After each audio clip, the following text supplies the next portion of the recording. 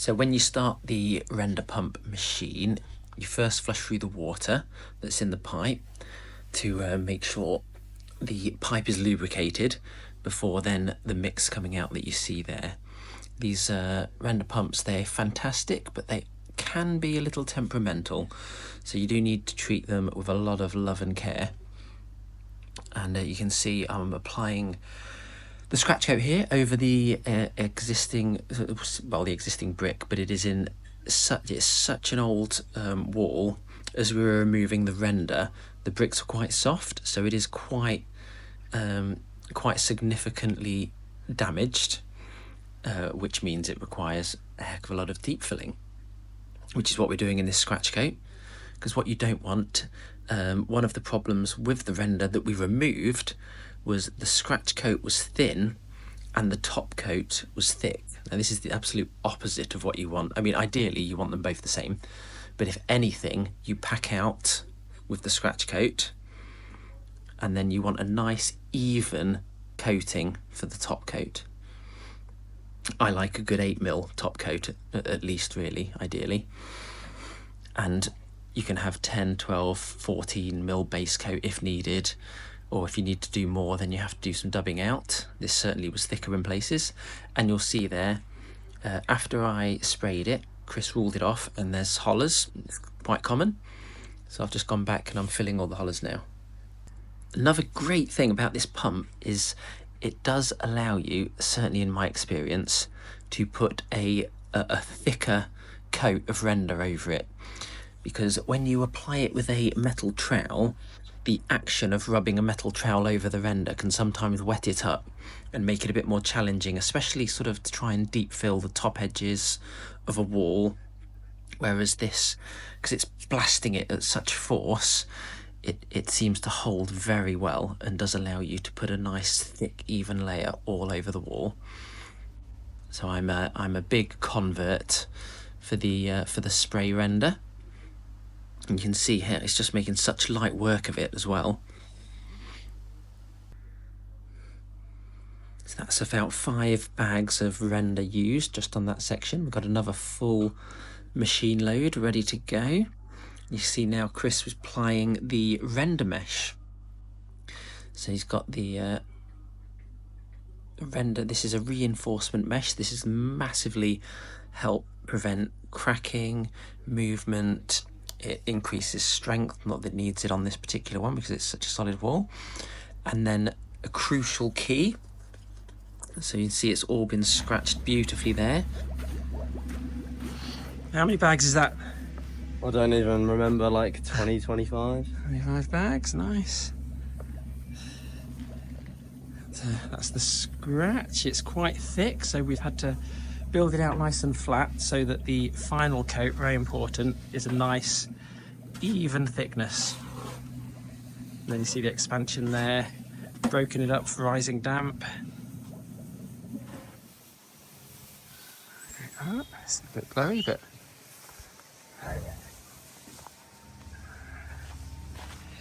nice clean up there.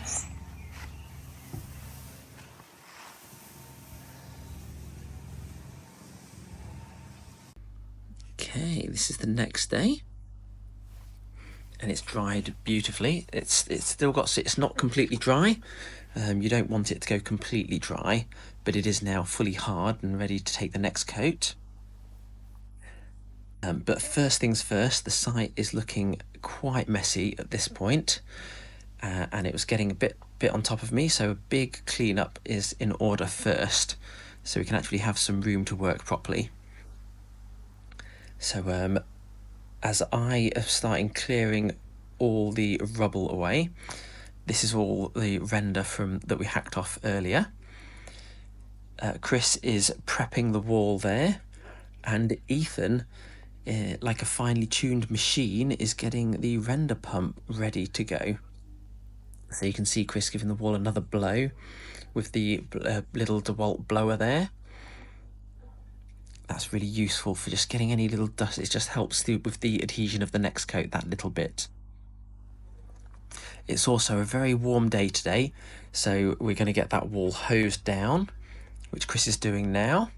You see, in fact, I believe we're going to give this one a few hoses because it is quite warm, the sun is on it. And this really, really helps with the suction control. So just giving it a nice soak down. It can be very tricky rendering in different times of year because you really do have to sort of play it by the weather. Equally, the wall on the far right, that panel there that you can see is actually shaded. So that one did have a light soaking, but just a light soaking, whereas the rest of the walls are much more in the shade, so they had a much more thorough soaking. So you have to be aware of where the sun is during the day and how it affects the walls, along with the temperature. So Chris is doing a great job of getting that all prepared. I think we're almost done with all the rubble bags. The boards and polythene has all been cleaned and is all ready to go.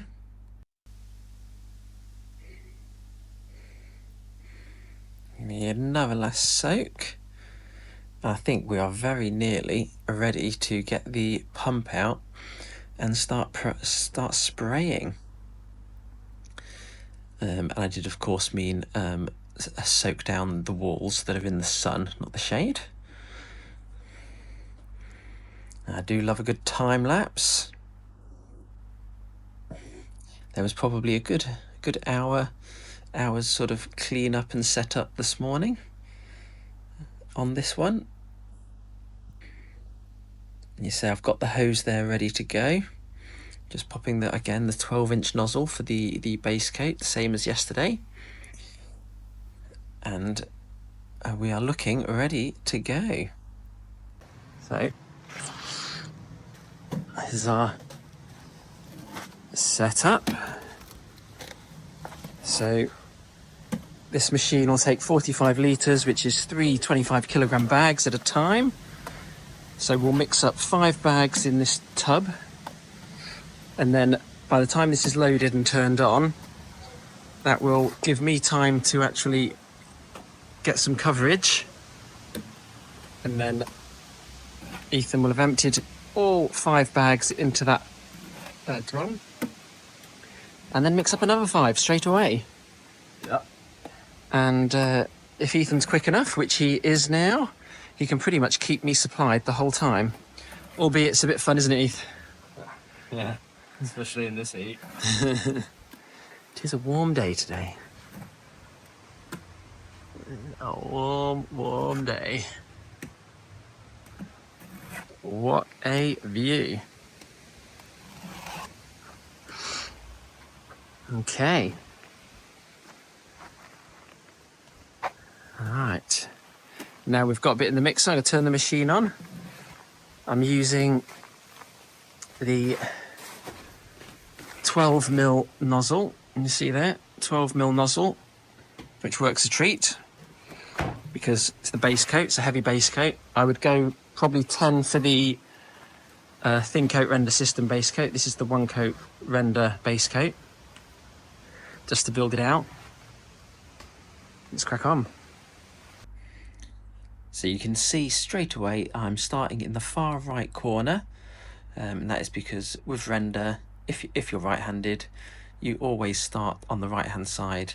Even when doing it with this, I suppose it's less crucial with a render pump, but old habits die hard, as they say, and as when you apply it with a trowel, you would always start right to left. So that is the way I tend to apply it as well. And then again, start at the bottom, work your way up. I like to do it in 1 meter sections, which is quite easy, or thereabouts. Like, it doesn't really matter. But once that way, I can always try and stay roughly about 1 meter ahead of Chris. So we've got quite a great, we've got a brilliant team here. So I'm on the sprayer. Chris, the plastering guru, is on he'll be ruling off behind me, getting it all nice, sharp and flat. And Ethan is going to he's on the render pump machine, keeping me fully loaded. Now I believe these walls in total, they took 40 25-kilogram bags of render. So it's a fair chunk to mix. So it was some good fun. You can see Chris there ruling off behind me already. He's got a 4-foot derby, which is a great tool for this stuff, so spreading it around and pressing it around, especially when using the pump. Arguably, you can probably hand apply render a little bit neater and flatter, I would say, initially, albeit it's slower and more physically demanding. That said, if you use a derby, it makes very little difference. You just push it around a little bit more, and you're certainly not going to get it any flatter with the trowel. And you see the expansion joint there that I'm up to. Chris behind me, he's filling hollers as he goes as well. If there are any other hollers, you can jump back over it with the spray gun, and just to fill them out. Now that hose pipe, the spray pipe, is deceptively heavy. It probably doesn't look like much, but it is. You got to remember, it's basically got heavy wet cement running through it, and it's thick, solid thick rubber as well, so it is quite a chunk of weight to be moving around. So whilst this is definitely easier than hand applying, there is still a certain amount of effort involved. It's not completely effort free. I see that's 5 bags of render used up so far. So now I'm giving Ethan a quick hand to mix up another 5. Say that way. Mixing 5 at a time. For us personally, that seems to work out about right. It sort of allows us to sort of keep on top of each other, so we're able to keep ahead. And here is a bit of real time. I wanted to show, because I think it's important, there's a lot of YouTube footage showing sped up render pumping, as you just saw, but not that much in real time, and it is much quicker, definitely, but it isn't necessarily super quick. So you still, sort of that speed there, that is the speed this particular pump. You can get quicker pumps. This is a relatively small pump, fantastic for us, works beautifully. But you can get sort of more substantial pumps than this that do pump it out a bit quicker. But even so, it's not, you do have to be a bit patient. If ever I think it's a bit slow, I just remind myself of what it would be like to hand apply it. And then I smile again. Yeah, when it works, it is fantastic. And now we've had this render machine pump since 2024, at the beginning of, so quite some time now, and it is. There was probably a very steep learning curve in the early day, in the first 6 months or so. Certainly the first 6 to 12 times we used it, there was inevitably some issues here and there, and some very costly, where misuse actually broke some parts that were a few £100 to replace. But once we got those all out of our system and got the hang of it, it's now amazing. You've just got to learn. There's just a few, it's just you've got to learn how to manage the machine. I say it was brand new to us at the time, but now we've got the hang of it. It is fantastic, and if you just make sure, the crucial thing really is to keep it clean, look after it, keep it clean, and it works a dream. But it does need to be cleaned like medical equipment. Like, that's the nozzle, the pipes, the machine itself. It can be a bit of a temperamental, and not only cleaned once you've finished. So we'll clean this at the end of the day once we've finished the whole machine and the pipes, before we then use it the next day, or say it's a few weeks later or whenever. We then give the whole machine another clean before we start using it. And I found this to be a huge help from getting blockages, because the biggest issues that people are ever going to get is blockages. Like, you've got a blockage in the pipe. It can also be poorly mixed gear. So when using the render pump, I always sort of allow a little bit longer than normal to mix the render, just to make sure there's no dry lumps or hard bits that can possibly clog it. But once you've got the hang of that, you're in the routine of that, it is brilliant. And you can see there, I've jumped on there, ruling off of the Derby, just to give Chris a bit of a head start.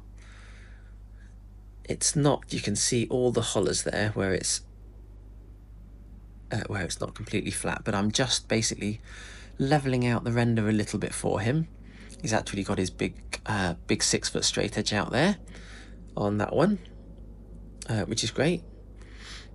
And now he's got a bit of a head start there, so I'm going to jump back on here, and Chris is finishing off the flattening the walls behind me there. Now that far right hand side, because it's in the shade, it actually stayed quite wet, so it was a little bit trickier to rule off, whereas the parts in the sun, actually, even though they are in the sun, they went beautifully, and they were sort of turning just about right, and they're ruling off very nicely indeed. So you will find with Weber one coat render, it doesn't hang around, because it's got extra added polymers. It's breathable. I mean, it is a fantastic product. It's got lime in it. It's got other additives in it that make it more flexible, and also it's pre-mixed, so every bag is the same. You're not going to get one strong mix, one weak mix, which happens when you mix, or can happen, I should say, when you mix by hand. So I'm a big convert with this stuff. It's very good. Although this is actually only a base coat, we are actually putting a full silicone render top coat over this. To do that, you do need a nice, good, flat foundation. You need a good layer. So we had to do this first. You see Chris ruling off there.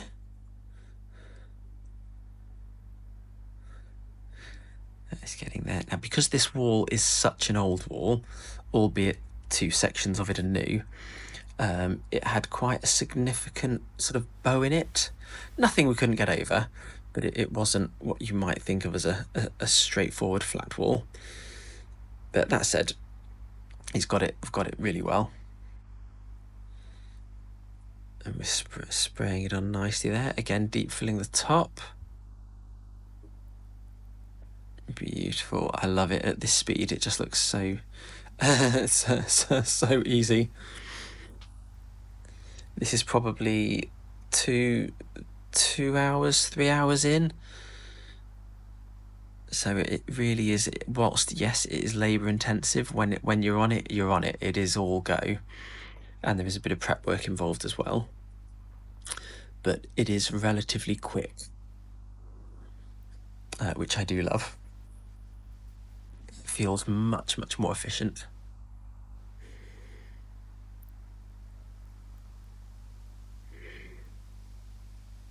Here we are. Chris is almost at the end there. Now it's almost time to get the power float out, which is the well, you'll see in a moment, a beautiful tool to rub this render up and make it extra crisp and sharp, leaving a beautiful finish. So the timings have actually worked really well on this wall. So that is it, fully sprayed. There's just a little bit of the wall you can't see out the picture there, but not much. So I'm going to line up the hose. I've there was a little bit of leftover render in the gear, which is perfect, because we'll need that for any hollers that we get when we rub up the wall. But the general basics are, you get the wall nice and flat with a straight edge, as flat as you can, and then you let the render tighten in a bit, and then using my wonderful power float there that you can see, whiz over the wall. Again, This is speeded up significantly. This, especially that bit in the sun, this was turning, it was kind of turning just right actually, but even so, it does require a bit of elbow grease, especially when it's sort of turning. Again, the far right hand section was a little bit wetter, and then once you've whipped over it lightly with the power flow, it will highlight all the hollers. Now at this stage they're very minor hollers, but then you can just pop a little bit of gear over them with a trowel, and then whiz over it with the power float again. And then you will find you repeat this process basically until the wall is smooth. So what we've done now, Chris has got the wall on fully, so he is now coming up behind me and filling any hollers. So any little different bits in the render, he will fill with his trowel while I go over the rest of it with the power float. You can do this by hand with a plastic diamond float. That's the particular float for this type of render, and that works really, really well. Again, you can't. I personally don't think you can beat the big circular power float. It's larger. It actually flattens it a little bit more as well. The wall's already pretty flat, but it does help. You see Eth doing a grand job tidying up. And talk about a finely tuned machine. So as I'm floating, Chris is filling behind me, Ethan is tidying away the mix. It's just the dream team right here. It's going beautifully. Really, really going well here. Again, I've popped it in real time here to show you it isn't actually as quick as perhaps it looks.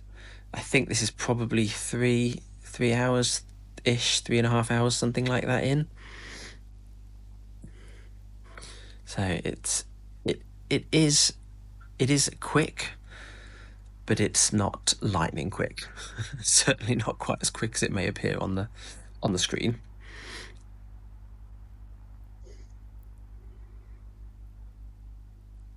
But yes, I do. I do love the power float. So you can make out there, I think if you look there, see those hollers that Chris has just gone over with his trowel. So he's going up filling all those hollers, and that just makes it so much easier and quicker. Just whiz over them, then I whiz over it with the power float again. Whereas traditionally I would have filled the hollers with the trowel and then gone over it again with my float, hand float. So same size as the trowel. But yeah, this just leaves such a nice finish. And because we are applying a thin coat silicone render system over the top of this, this is the actual finish. If we were leaving it rendered finished, I mean, you could actually leave it like this as a rendered finish, but typically we would then go over it with a wet sponge and just give it all more of a sort of an even finished coating. But this is actually getting a full brilliant white thin coat render system over the top.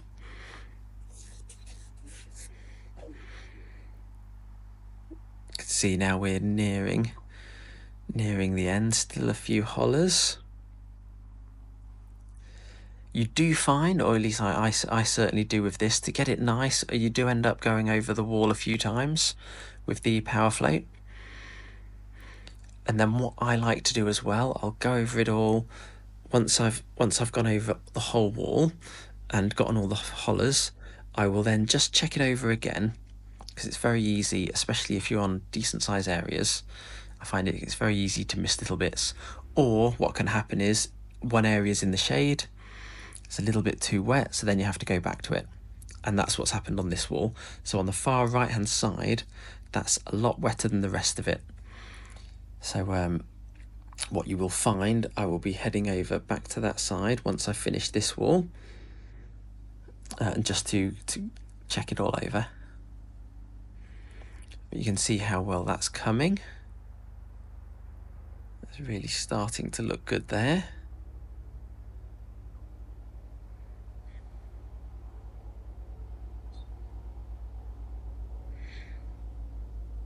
So it's actually getting quite windy at times. So for those of you that know Guildford, this is quite near Newlands Corner.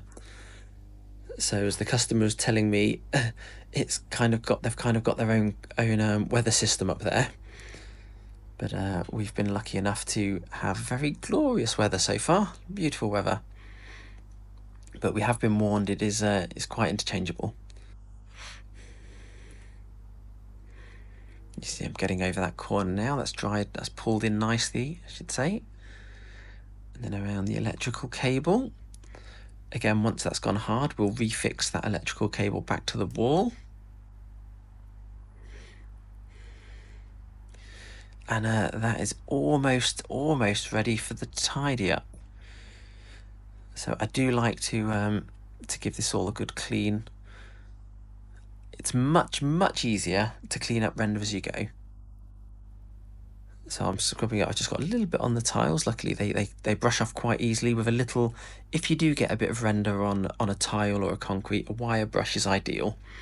So I've got various size wire brushes. If it's a stubborn stain, you can get an electric wire brush for an angle grinder. But do that with caution. And you can also get patio cleaner if you need to, but we've protected hopefully well enough not to need that. So then we're cleaning up the edges, and then it's much easier to remove any spilt render, and there will be drips and drops of render on the floor. It's much easier to get them cleared up the same day. And that is it, power floated. And you see Chris is just starting cutting the bottoms. And now I'm going to start cutting out, clearing up all the render that's dropped on the floor.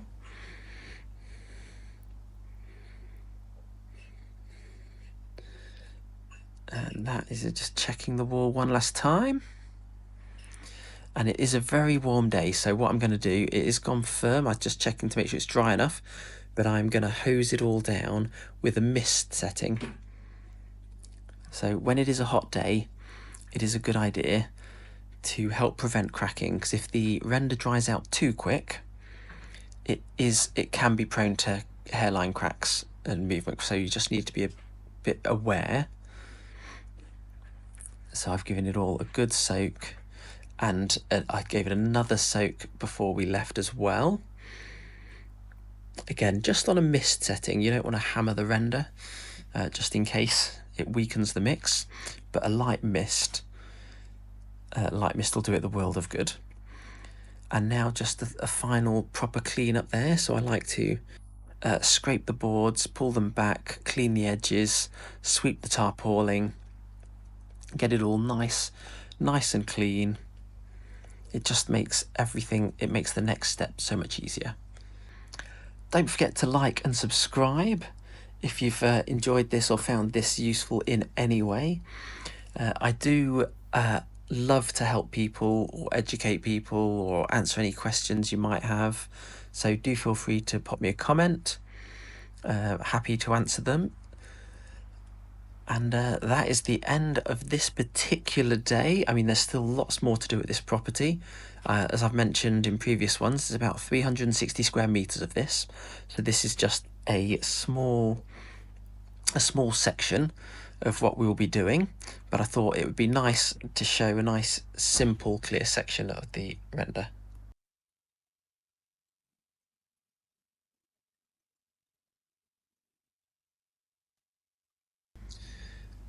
That is one finished rendered wall.